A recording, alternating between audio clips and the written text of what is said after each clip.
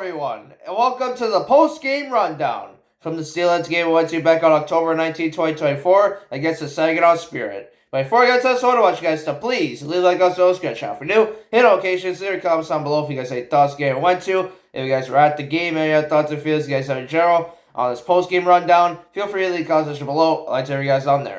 Alright guys, let's just jump right to it. So I'm going to jump straight into my overall thoughts and feelings on this game. My goal for this video is trying not to make this too long for you guys, because I know a lot of them have been long recently. So, going to try to keep this one short and sweet. And also, since it's not an NHL game, I'm not going to really have too much else to say anyways, like a lot. So, let's get into it guys. So, yeah, overall, it was Saturday afternoon game, first time seeing an American team playing the OHL, Saginaw Spirit, my first ever team outside of Ontario in that league that I'm seeing live in person. So it was really exciting. I was really excited going into it, obviously. And, a pretty good matchup overall. A Saturday afternoon, 4 p.m. game, afternoon game, minor league hockey, really good. I was really excited because I haven't been to a game since, February. It's for Steelheads, and it was in Mississauga. It wasn't even in Brampton. My first Steelheads game in Brampton, so it was pretty fun. So, basically, went to the CAA Center, got to the arena. And yeah, went inside, and guess what we got as soon as we got inside, guys? I did mention this on the vlog, but I didn't show it. The Porter Martone stick. I had to get this out of the way, and it looks pretty nice. You got him right there. That's Porter Martone right there. And then you got 94. And then OHL, Brampton Steelheads. But yeah, really like the stick. It's really nice. I like the stick, yeah. So I got as soon as we got it. I did not know this when I picked this game that they actually did have a giveaway. I did not look at the promotion schedule, but I mean it's good to know that. Sometimes you gotta look at the promotions, guys, because they do a few stick giveaways like that. They even did it last year too.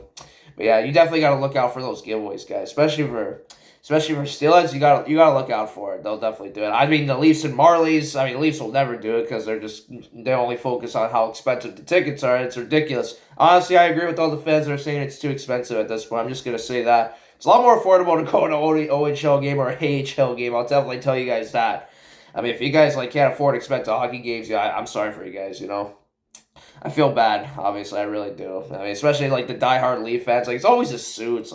Suit people don't care about hockey. We need real fans in there, and, I'm really hoping they'll actually lower the tickets and prices one day, that maybe I can sit in the lower bowl, but, I mean, I just gotta stick with the upper bowl. That's where all the real fans are anyways, and it's Scotiabank, but anyways, okay, I'm getting off topic. But, yeah, I really like that it's a lot more affordable, too, going to OHL game. It's a lot more affordable, definitely. I mean, and you get to see the future of the NHL, so you can't really go wrong with that. I can also tell the players are going a lot faster, too, because they're a lot younger. So they're definitely moving a lot faster out there, that's for sure. Another thing to note in this game, there was a lot of fights. I'll tell you guys, I'm surprised that these two teams don't like each other, because Brampton and, Saginaw, Michigan are not close to each other. You think this would happen with, the Bulldog. I mean, I don't think they like the Bulldogs either.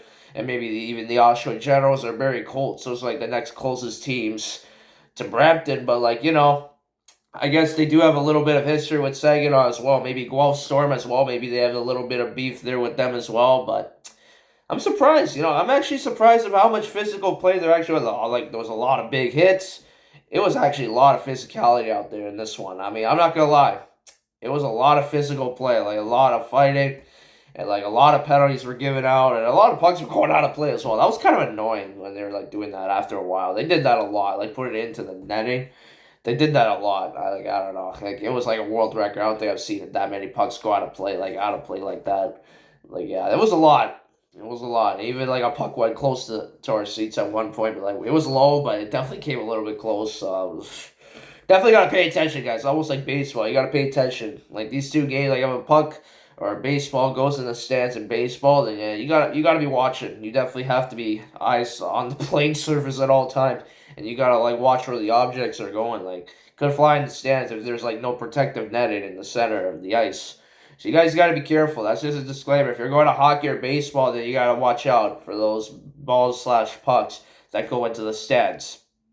But, I mean, if you get a hold of one, you get a souvenir. So I guess that's a W. And one more thing I want to mention. This hat. I got this hat as well during the game. But, yeah, it's pretty good. I got it before the game. It says Brampton on there. I like the white with the blue. I actually kind of like that. It almost reminds me of the Jays hat actually. One of their designs like before, like in I think it was like 2018 or 19 they had this kind of helmet design. Like their helmets were mainly this color with the blue and then the white. I like that. It's from Dynasty. Yeah, Dynasty is the company that made this. You can see OHL in there, if you can see it, and then that. Yeah, I like this hat. This hat's pretty nice. I like this design. I like this design. I'm not gonna lie, guys. Yeah, we just walked around the arena. There's really not too much else to know. I mean, it's pretty much the same. Nothing's really changed in the arena at all. So it's pretty good. And I think they actually did move the Steelheads banners there. I did notice that. It looked like they did actually move the Steelheads banners from Mississauga to Brampton. So that was pretty cool as well to see that. And yeah, it was pretty cool. Overall, pretty good experience. Had good seats. It was pretty much center ice, center ice. It was like behind the bench. It was like bench side, behind the bench, and then, you know what I mean, like something like that. Like top row. It was a top row too. It was a really nice view, actually. I don't really recommend sitting too close in those games either, because you can't like see a corner of the boards. I know it's more affordable, but you guys got to be careful when you buy tickets. I'm not gonna lie. Because if you get it close to the ice, like really, really close, like the first row, I don't know.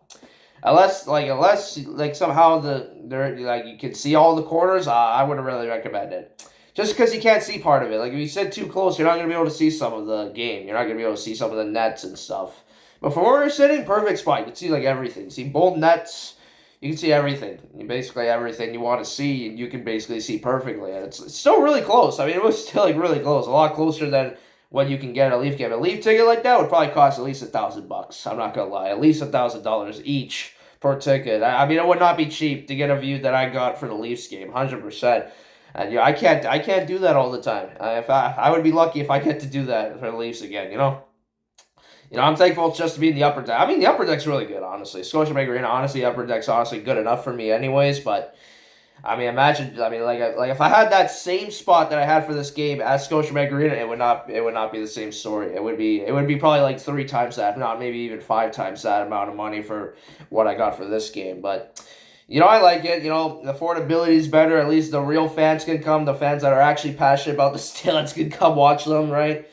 And, I mean, that's the good thing, right? I mean, like, if you have real fan support, that's all that matters. Leafs don't always get that, unfortunately, because they got to lower it.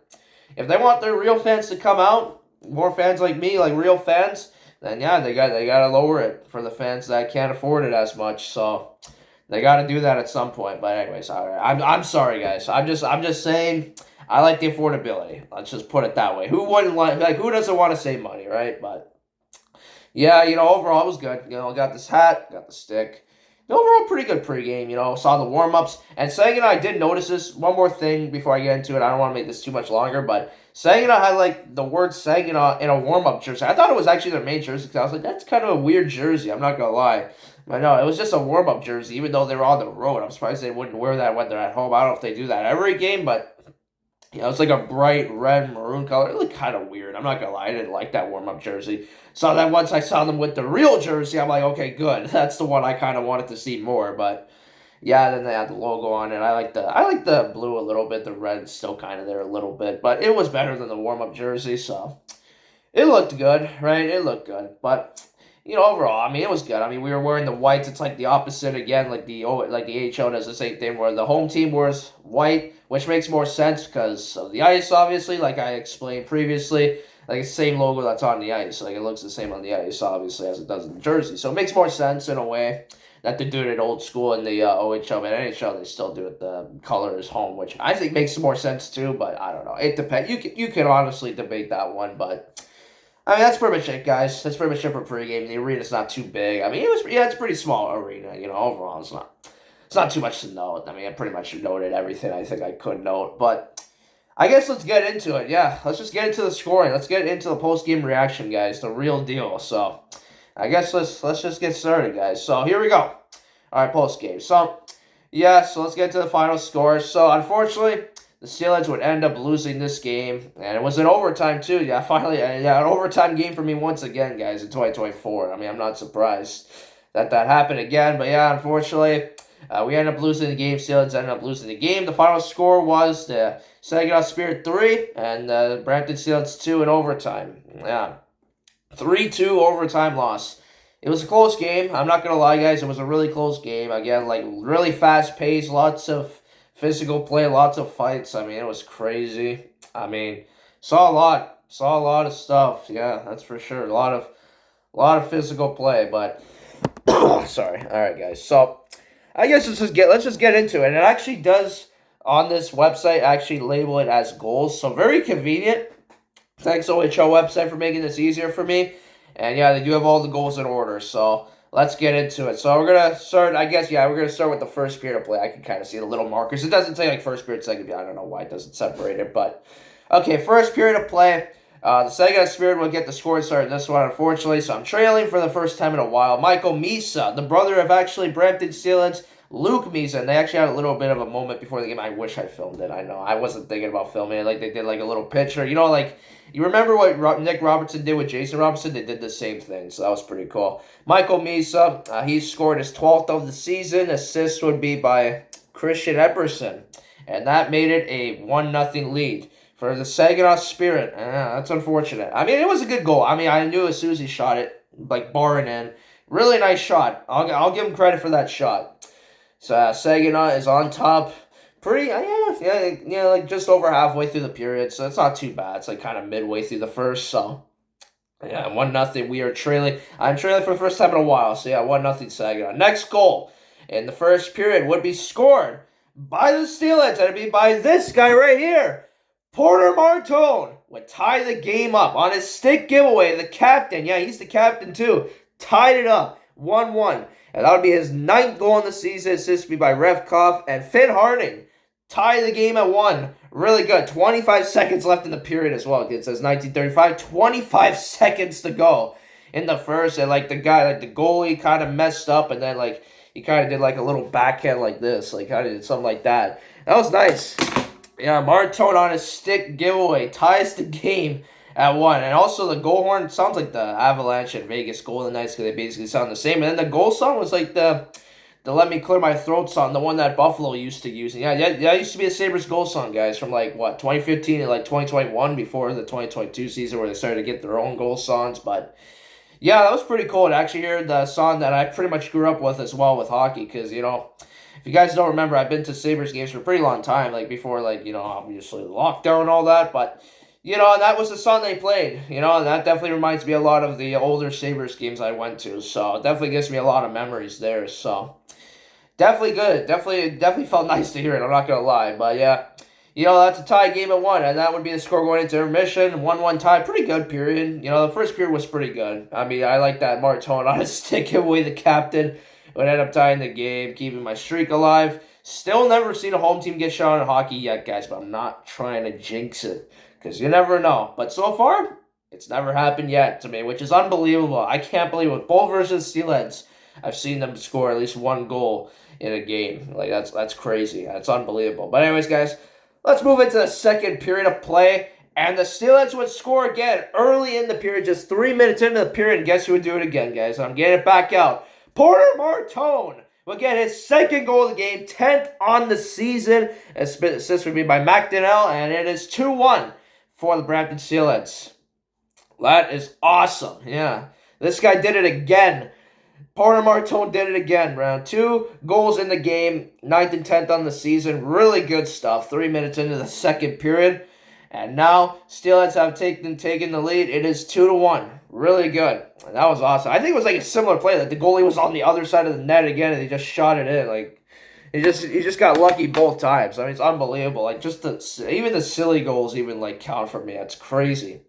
But yeah, that would be the 2nd goal of the game for him. 2nd for the Steelheads, and we were on hat trick watch at that point. Yeah, we were definitely on hat trick watch.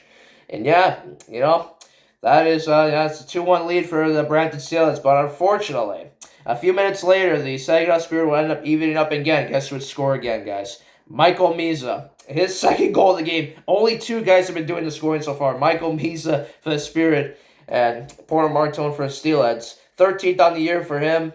And assist once again, Christian Epperson. Wow.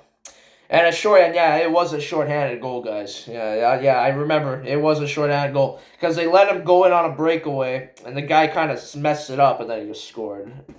Yeah, it's just easy, bro. It was too easy for him. And yeah, 2-2 tie going into intermission, and then the 3rd period. So 2-2 after the 2nd. And then no scoring in the 3rd.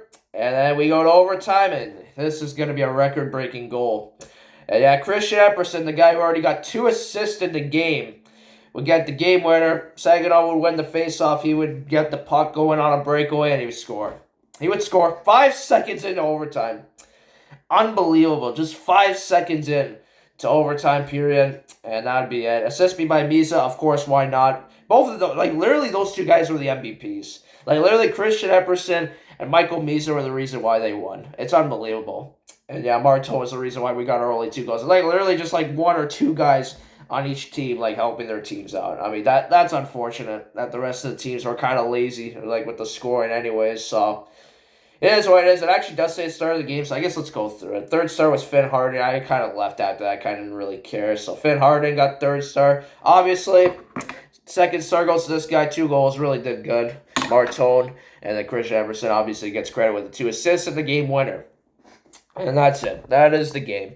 I mean, it was a fun game. I mean, it could have been a lot worse. It was a close game. I mean, I can't complain too much. I mean, the Steelheads, they did what they could. They had a lot of shots. They just couldn't get them all in. I mean, it's unfortunate, but a lot of scoring chances, a lot of power play chances, just couldn't convert, unfortunately. But it is what it is, guys. But anyways, guys, that's pretty much going to wrap the video up. So I hope you guys enjoyed. If you guys did, I want you guys to please leave a like on the subscribe channel for new hit notifications. Leave your comments down below if you guys have any thoughts. I'll scare what if you guys are at the game. Any other thoughts and feelings you guys have a channel on this post-game rundown, feel free to leave comments below to you guys out there. That's pretty much going to do it, guys. Have a great day, guys, and I'll see you guys on the next video. As being probably going to be another hockey announcement, so stay tuned for any hockey announcements, and that's going to do it, guys. So have a great day, guys, and I just want to wish the best luck to the Steelheads going forward. I'm hoping I can go to another game, kind of hoping for some redemption now, so I'm hoping I can go back to at least a couple more games. I'll let you guys know if I go to another Steelheads game soon, and that's pretty much it, guys. So have a great day, guys, and I'll see you guys next time. So go Steel, go, and I'll see you guys next time. Peace out. Well, Buck, I think he's going to put the jacket on. Back to Steve. Shot!